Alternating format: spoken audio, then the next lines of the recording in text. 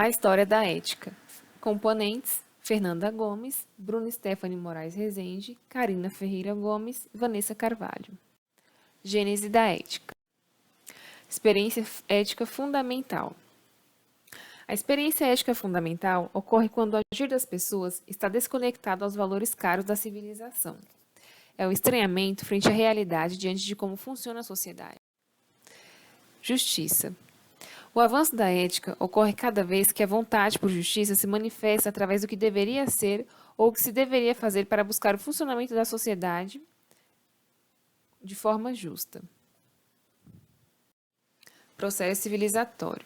A história da ética se confunde com o próprio processo civilizatório. É a própria história das ideias morais da humanidade, busca da felicidade individual e, ao mesmo tempo, do bem comum. Os filósofos faziam a crítica da realidade social de sua época e, a partir dessa crítica, ofereciam saídas de como teria de ser a conduta das pessoas para evitar os infortúnios que levariam ao desaparecimento do etos comum.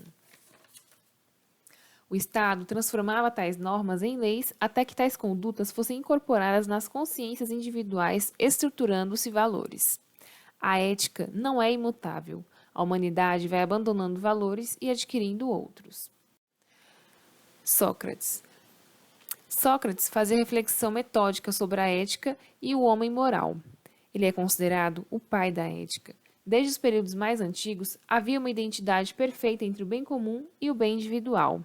A dissociação entre o bem comum e o individual é que justifica a necessidade de alguma teoria que explicasse essa dualidade. Platão defende que a ética está ligada intimamente à filosofia política, na qual a polis é construída no ideal de cidade perfeita.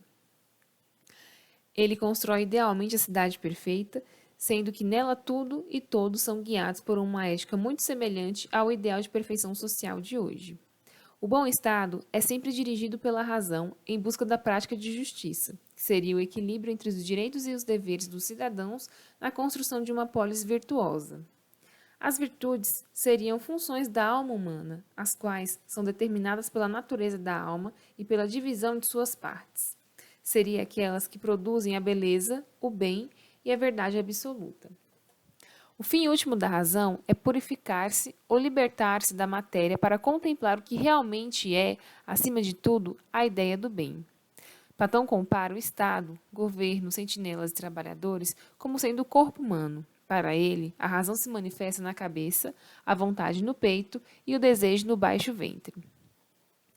O agir como um todo é que temos o indivíduo harmônico. A harmonia entre as virtudes constituirá uma quarta virtude, a justiça. Aristóteles. Aristóteles defende que a atividade humana tende à busca do bem supremo ou do sumo bem.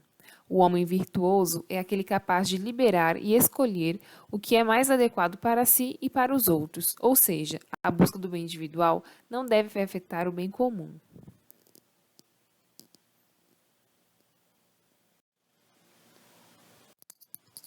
Formação da ética: liberdade, igualdade, fraternidade.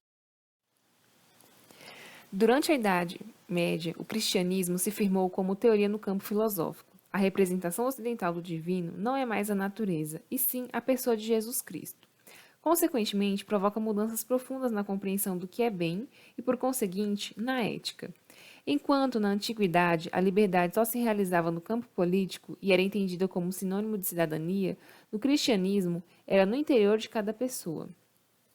No cristianismo, há uma submissão da vontade humana à vontade divina, diferentemente do ensinado na antiguidade, que o indivíduo era autônomo e capaz de escolher por si só os valores que norteavam suas ações.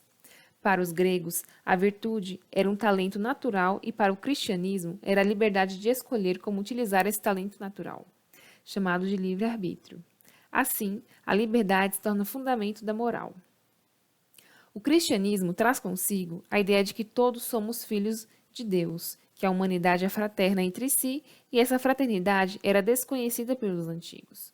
No cristianismo, a responsabilidade individual é ao mesmo tempo universal e faz surgir a caridade que também era desconhecida pelos antigos. O amor passa passa de carnal, pessoal, a compaixão, de amar o próximo, irmãos, fraternidade. A compaixão, a benevolência, a solicitude para com os outros, até mesmo com outras formas de vida, passam a ser regras de comportamento ético. Ser virtuoso, portanto, ético, passa a ser agir em conformidade com a vontade de Deus, e esse agir é um dever e como Deus se manifesta na pessoa humana. A responsabilidade com o outro passa a ser um valor ético. Portanto, a autonomia tão cara aos gregos antigos dá lugar ao conceito de dever como limite da liberdade.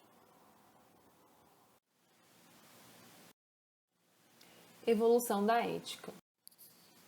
A modernidade começa quando a ordem universal e a hierarquia natural dos seres desaparece. Weber relaciona o papel do protestantismo cristão na formação do comportamento típico do capitalismo moderno. Weber descobre que os valores do protestantismo, tais como a disciplina cética, a poupança, a austeridade, a vocação, o dever e a valorização do trabalho como instrumento de salvação da ética protestante, promove o surgimento do capitalismo. Para Weber, tais valores são incorporados na ética ocidental como a estrutura da confiança, valor essencial à manutenção da sociedade de contrato, que é a sociedade burguesa. Durante o período do século XVIII e XX, pouco a pouco, a ética vai deixando de estar em conformidade com a natureza ou com Deus, diferenciando o homem do animal por ser um ser racional. O que diferencia o ser humano dos animais é a sua capacidade de decisão por si só, a liberdade e a capacidade de aperfeiçoar-se ao longo da história.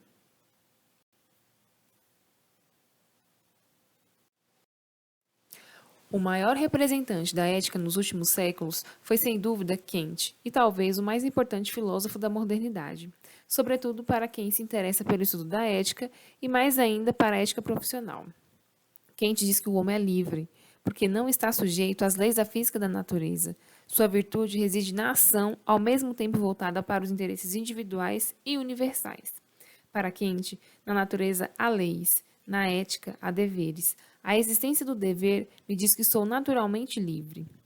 O dever, porque pelo fato de ser livre e de ter boa vontade e preocupação com o interesse geral, há algo em nós que ordena uma resistência e até mesmo um combate contra a naturalidade ou animalidade que existe entre nós. Kant dá um exemplo. Se um tirano obriga alguém a testemunhar falso contra um inocente, ele pode ceder a dizer a falso, mas depois teria remorso. Entendi. A liberdade humana consiste na nossa capacidade de ir além das determinações naturais dos nossos instintos de satisfazer os nossos desejos particulares, para agir de acordo com os interesses gerais universais. Sendo assim, o centro do universo é a humanidade. Um dos principais elementos da filosofia de Kant era o imperativo categórico, o dever de todo ser humano de agir conforme os princípios que a sociedade deseja, uma lei da natureza humana. O imperativo não é um conselho e não admite o contrário daquilo que está sendo ordenado. Devido a isso, a ética moderna vai valorizar toda a ação do dever. A partir de Kant, passa a vigorar no campo da ética o que é chamado de humanismo moderno. A liberdade de cada um termina onde começa a liberdade dos outros, uma forma de vida social harmônica e feliz, onde essa harmonia não é obra de um Deus ou da natureza, e sim da construção humana. Kant elabora o imperativo categórico do agir ético. Age tendo a humanidade como fim e jamais como meio. O imperativo categórico propõe que existe uma máxima categoria de lei universal da observância, ou seja, a igualdade entre as pessoas. Kant deduz um valor absoluto, que no caso é a pessoa humana, sob dois prismas. O primeiro, uma vez que o homem tem desejos e objetivos, e o que está relacionado a isto é que possui importância para as pessoas. O segundo, o ser humano tem um valor intrínseco, isto é, dignidade, pois são seres racionais capazes de tomar decisões, estabelecer objetivos, guiar-se de forma racional. Kant mostra a ideia de que o homem tem seu valor absoluto, transformando a sociedade, fazendo com que deixassem a ideia que o ser humano era uma coisa, abandonando o conceito de escravidão e propriedade. Fortalecendo a luta pelos direitos iguais, independente da religião, étnico, físico ou psicológico. É quando acontece a ideia cristã de igualdade entre os homens e que se torna base para o Estado democrático. Os valores kantianos de liberdade, de responsabilidade, de autonomia e de culto ao dever foram incorporados na ética ocidental como valores essenciais da civilização. Por fim, há de se concluir que o conjunto de valores dos deveres não nos pedem respeito pelo próximo, pois seria impossível viver uma sociedade sem pacificidade com seus iguais.